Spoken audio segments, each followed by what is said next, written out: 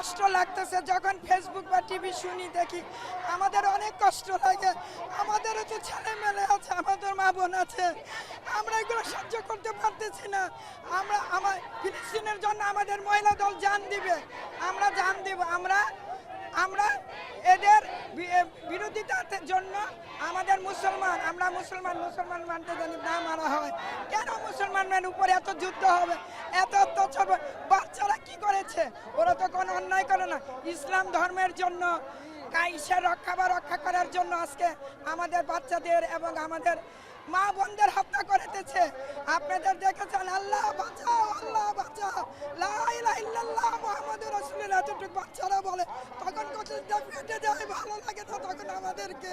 জি, আমরা ফিলিস্তিনি, যেহেতু আমরা মুসলমান, আমি মনে করি আমরা না, সারা বাংলাদেশে যত মুসলমান কান্ট্রি আছে সবাই ফিলিস্তিনির পাশে দাঁড়াবে। এবং আমরা ইসরায়েলের যে পণ্য আছে, আজকে থেকে আমরা সম্পূর্ণ পণ্য বয়কট করলাম, সবাই মিলে বয়কট করলাম। ইসরায়েলের যে পণ্য আছে সারা বিশ্বে, আমি মনে করি মুসলমান যারা, তারা ইসরায়েলের এই পণ্যগুলো বয়কট করবে। আমরা সকলেই মুসলমান, আমাদের ধর্ম ইসলাম, যেহেতু আমরা সবাই এক, নারী পুরুষ সবাই আমরা একসাথে ফিলিস্তিনের পক্ষে আছি।